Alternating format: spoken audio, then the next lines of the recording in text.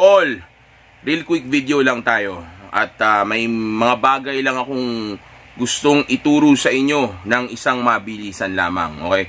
Tol, just in case parte ka o miyembro ka ng isang grupo at may mga bagay na kailangan ninyong pagdesisyonan o sabihin na nating mga bagay na gusto nilang gawin o may mga bagay na gusto nilang mangyari, bago ka mag-agree doon o bago mo gawin yung bagay na iyon o bago ka makisama sa desisyon nila, gusto ko munang tandaan mo na dapat lahat ng desisyon mo ay galing sa mismong kaisipan mo o kumbaga hindi ito manipulado o motivated ng ibang tao o opinyon ng ibang tao o sabihin nating hindi ito ipinilit na agrihan mo. Okay? So, kung magdidesisyon ang grupo ninyo para sa isang bagay, then make sure na yung desisyon mo ay hindi manipulado o hindi iginaya mo lang sa mga tao o kamiyembro mo sa grupo na iyon. Okay? Tandaan mo, ang isang tunay na alpha male ay rational. Okay? Gumagamit ito ng utak niya, ng logic at ng, of course, ng kanyang critical thinking. Okay, may sariling isip o utak ito. Hindi ito basta gumagaya lang o basta sabihin nating basta kumukopya lang ng desisyon ng iba o oo lang ng oo nang hindi ito gumagamit ng utak niya. Okay, so kung gusto mo na maging isang tunay na alpha male o tunay na leader ka, kung may grupo kayo, okay, make sure na hindi ka may impluwensyahan ng mga opinion o desisyon nila. Kung may tama sa sinasabi nila at mukha namang okay yung desisyon nila, then siguro kahit paano pwede mong pag-agrihan yon o kunin lang yung mga tama sa sinasabi nila, then tsaka kagagawa o gumawa ng desisyon para sa sarili mo o para na rin sa grupo ninyo. Kumbaga, kung kinakailangan ninyong mag-contribute ng decision para sa grupo ninyo, then make sure na yung lalabas sa bibig mo ay pinag-isipan mo talaga. At kung ikaw naman yung leader ng grupo ninyo, okay, then make sure na yung magiging desisyon mo para sa grupo ninyo ay isang desisyon na pinag-isipan mo pa din. O ikaw talaga yung may gusto nun o yun talaga yung bagay na pinapaniwalaan mo na tama. Pero kung ikaw ang leader, you also have to sabihin natin consider o sabihin natin pakinggan yung sinasabi ng ibang mga kagrupo mo. Dahil baka mamaya mayroon din mga tama sa sinasabi nila o sabihin natin, of course, dahil tao ka lang, hindi naman all the time perfecto ka o hindi ka magkakamali. So baka mamaya sa moment na yun, ikaw naman yung mali tapos sila yung tama.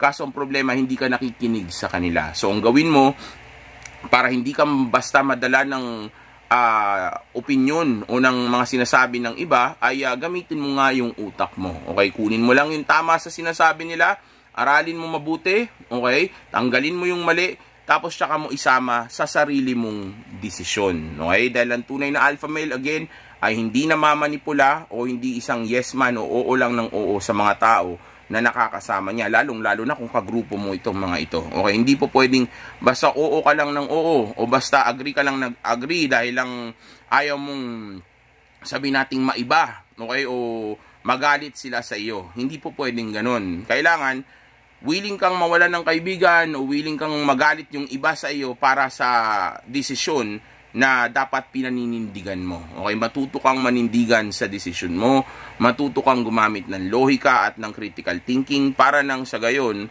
ay sabihin nating maging tama ang desisyon mo. Kasi sa totoo lang, baka mamaya yung kanila yung mali, tas sa'yo pala yung tama, kaso ang problema dahil sobrang pakisama mo o sa takot mo na baka magalit sa'yo yung mga kaibigan mo, hindi mo tuloy magawa o hindi mo tuloy nasabi na yung o hindi tuloy ninyo nagawa na ang maging desisyon ninyo ay yung desisyon mo dahil di mo nga nasabi. Dahil nga para sa iyo pwede na yung kanila kaysa naman magkaroon pa ng komosyon o kaysa magtampo sila o magmukha ka na parang hindi isa sa kanila. So kung ginawa mo, sumipsip ka na lang o pumayag ka na lang din sa desisyon nila nang hindi ka nag-iisip o hindi mo man lang inilaban yung tingin mo na tama o tingin mo na mali sa mga decision nila. Okay? So walang problema kung magkakaroon ng kunting argumento, okay? Walang problema kung magkakaroon kayo ng kahit paanong debate, okay? As long as yung tamang desisyon ang magagawa ninyong sabihin nating pagdesisyonan. Okay? As long as yung tamang desisyon ang mangyayari, then walang problema kung magtatalo kayo. Wag lang kayo mag-away dahil pang mga isip bata lang yung ganyan. Okay? Kami ng mga kaibigan ko, kagrupo ko o mga staff ko, nagkakaroon din kami ng kakaunting debate o pagtatalo paminsan-minsan, okay? Pero naiintindihan namin na hanggang dun lang yon dahil gusto lang naman namin malaman kung ano yung pinaka-best na decision o pinakatamang dapat gawin. Okay? Pero hindi kami lumalagpas sa personalan, away at lalong-lalo ng sakitan ang dahil lang sa sabihin natin naghahanap kami ng tamang decision. Kasi kadalasan, yung mga ganyang klaseng kaguluhan ay nangyayari kapag tinamaan na yung ego ng isa't isa. Lalo na kung sabihin nating nagkapikunan na, kaya nangyayari yan. Okay? Pero kung kontrolado mo yung emosyon mo at sabihin nating ang gusto mo lang naman mangyari lang yung tama, then I don't think na aabot kayo sa punto na mag-aaway kayo. Dahil ikaw mismo, iiwas mo yun doon. Okay? Yung mga sagot mo, yes, ilalaban mo yun sa'yo, hindi ka magbaback down, hindi ka magbabow down o yuyuko dito o hindi ka hihinto. Okay? Pero, of course, hanggang dun lang. Hindi mo pipilitin na o hindi mo hahayaan na umabot kayo sa punto na magtatalo kayo ng physical o mag-aaway na kayo. 'Di ba? Kasi nga ang gusto mo lang is yung itama yung desisyon. Okay? Pero kung syempre gusto mo ng away, dadali mo talaga yun doon. Baka yung mga saltang sasabihin mo, yung mga saltang pwede magpapikon sa kanya o sabihin natin pwedeng magpainit ng ulo niya. 'Di ba? Dahil nga yun yung gusto mo mag-away kayo, imamak mo talaga yun. Pero kung hindi mo gustong mag-away kayo at kontrolado mo naman yung emosyon mo, I don't think na aabot kayo sa away dahil of course, ikaw mismo kokontrolin mo yung sitwasyon.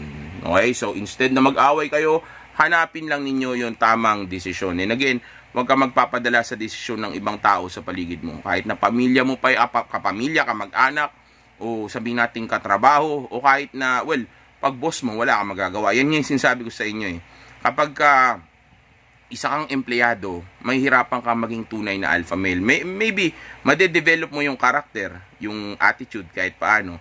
Pero yung tunay na mindset ng alpha male, yung tunay na personality ng alpha male, magiging supot yan palagi. Hindi kayo makakapag-develop ng isang tunay na utak ng leader o hindi nyo nga gagawang ma-experience kung paano maging leader kasi nga, empleyado ka. May amo ka palagi. Okay? Palaging may mag-uutos sa'yo.